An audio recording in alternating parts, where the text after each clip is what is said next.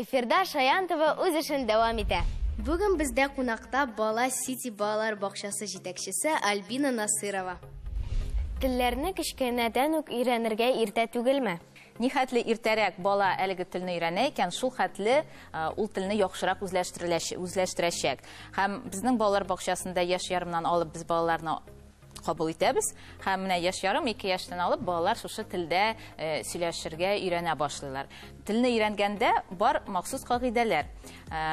Беренче чиратта телне өйрәнү бала өчен бик кызык булырга тиеш. Һәм миңа калса сез бу хакта минем белән килешерсез, шулай бит. Әгәр дә сезгә кызык икән, ул уен рәвешендә бик мавыктыргыч, кызык иттереп алып барыла икән, әлбәттә һәрбер бала ашкына ул дәрескә дә түгел, ул телне өйрәнергә ашкына, ул укытучы янына ашкына.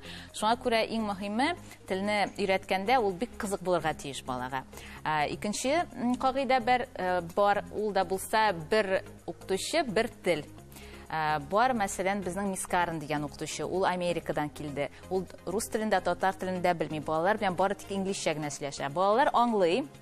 Мин Мискарын белән теләсәм дә, теләмәсәм дә миңа инглизчә сөйләшергә кирәк. Һәм үз фикерләрен инглизчә әйтә башлыйлар, сөйләшә башлыйлар. Шулай ук, мәсәлән, Гөлфия апа дигән укытучы бик сәләтле безнең бар. Ул гомумән балалар белән рус телен белсә дә, русчалар белән сөйләшми. Бары тик татарча. Гөлфия апа белән уйнасагыз, сөйләшәсегез килсә, бары тик татарча гына сөйләшергә туры килә.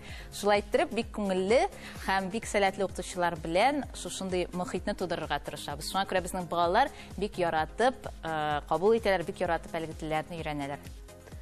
Сезнең бакчагызда барлыгы ничә тел өйрәтелә? Безнең төп телләр татар теле, инглиз теле, рус теле. Һәм без аннан балаларга сайлау мөмкинлеге бирәбез. Икенче чит телне сайларга, ул да булса Кытай теле, яисә испан теле. Кечкенә балаларга Кытай телен өйрәнергә авыр түгелме? Кытай телен бик яратып кабул итәләр. Гомумән алганда бүгенге көндә Кытай теле ул бик популяр. Күп кенә яшьләр киләчәктә Кытайга барып уку йортларына керергә теләкләре бар. Һәм тагын бер безнең төп максатыбыз Кытай телен ни өчен без сайлап алдык, өйрәтергә булдык. Беренче чиратта Кытай теле бик яхшы иттереп абстракт фикерләү йөртү сәләтен арттыра балаларда. Һәм әгәр дә киләчәктә бәлки бала үзенең тормышын Кытай теле белән бәйләмәсә дә, менә шушы фикерләү, логик фикерләү, абстракт фикерләү не арттыру, әлеге сәләтне арттыру, бу миңа калса бик тә кирәкле, һәм шуңа күрә без менә кабул иттек, бу телне өйрәтәбез. Менә күрәсезме, безнең Кытай телендә төрле бәйрәмнәр, фестивальләр оештыралар. Шулай ук ул безнең бик кызык рәвештә уза, Кытай телен генә өйрәнеп түгел, Кытайның халкының гореф-гадәтләрен, кызыклы аш-суларын карап, өйрәнеп шундый рәвештә уза. Менә күрәсезме, безнең Кытай фестивале булды, монда менә укытучылар балалар белән бергә Кытай пилмәннәрен ясыйлар. Кызык. Сезнең бакчагызны бетергән балалар Кембридж мәктәбенә керә алалар диләр. Бу дөресме? Әйе, дөрес. Безнең балалар бакчасын тәмамлап, балалар инде Бала Сити мәктәбенә күчәләр. Бүгенге көндә бездә 7 яшьтән алып 12 яшькә хәтле балалар мәктәптә укыйлар, Бала Сити мәктәбендә, һәм инде үсәләр. Аннан соң 5нче классларны киләсе елга без ачабыз, 6нчы һәм 7нче классларны. Бездә укыган балалар 2 программа буенча укыйлар. Бөек Британияның Кембридж программасы буенча һәм безнең Рәсәй программасы буенча. Һәм инде безнең мәктәпне тәмамлагач, балаларның 2 диплом булачак, һәм аларның сайлау мөмкинчелеге булачак. Рәсәй күләмендәге университетларны сайлаумы, яисә инде башка дөньяның теләсә нинди башка илендәге университетларга да уку мөмкинчелеге туачак. Гомумән алганда без мәктәптә укучы балалар өчен безнең балаларыбызны ничек күз алыйбыз? Беренче чиратта миңа калса без аларның сәләтен ачырга тырышабыз. Аларга һәр вакыт сайлау мөмкинлеге бирәбез. Һәм без үзебезнең укучыларыбызны максатчан һәм җаваплы итеп тәрбияләргә тырышабыз.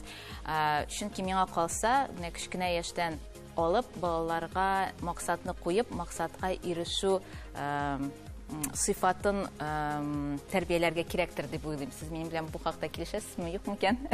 Әлбәттә, минемчә бу сыйфатлар һәрчак кирәк. Һәм без үзебезнең укучыларыбызга һәм гомумән бүген безне караучы Шаян ТВ тамашачыларына һәм сезгә дә минем теләкләрем шул. Хыялланырга онытмагыз һәм һәрбер хыял әлбәттә чынга аша һәм үзегезгә максатлар куеп, ул максатларга ирешергә тырышыгыз. Чөнки миңа калса бүгенге көндә яшьләр, сезнең кебек яшьләр алар бик сәләтле һәм миңа калса сезнең бик күп ачышлар әле киләчәктә булачак. Шуңа күрә үз